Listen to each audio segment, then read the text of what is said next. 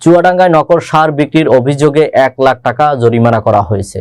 চুয়াডাঙ্গা সদর উপজেলার আকন্দবাড়িয়া বাজারে নকল সার বিক্রির অভিযোগে মেসার্স কামরুল ট্রেডার্সকে এই 1 লক্ষ টাকা জরিমানা করেন ভোক্তা অধিকার সংরক্ষণ অধিদপ্তর চুয়াডাঙ্গা প্রতিনিধি মোহাম্মদ মুনাইম হোসেনের পাঠানো তথ্যচিত্রে ডেস্ক রিপোর্ট।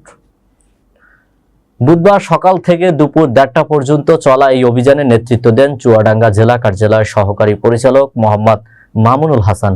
অভিযান শেষে তিনি জানান, বাজারে সার, কীটনাশক এবং নিত্য প্রয়োজনীয় পণ্যের বিভিন্ন দোকান তদারকি করা হয়।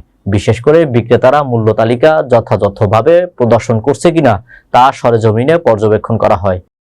এ সময় নকল সার বিক্রির প্রমাণ পাওয়ায় কামরুল ট্রেডার্সের মালিক কামরুল হাসানকে ভোক্তা অধিকার সংরক্ষণ আইনে 1 লাখ টাকা জরিমানা করা হয়। অভিযানে সহায়তা করেন সদর উপজেলা কৃষি কর্মকর্তা আসিফ ইকবাল, ক্যাবের প্রতিনিধি এবং জেলা পুলিশের একটি টিম। সদর উপজেলা কৃষি অফিস আমরা যৌথভাবে কিছুদিন আগে একটা অভিযান পরিচালনা করেছিলাম এখানে।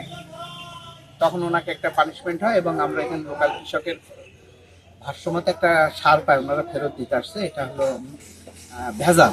এখন আমরা এটা সদর কৃষি অফিসের মাধ্যমে আমরা এটা ঊর্ধ্বতন কর্তৃপক্ষে যে টেস্টিং ল্যাব আছে আমরা পাঠাচ্ছিলাম।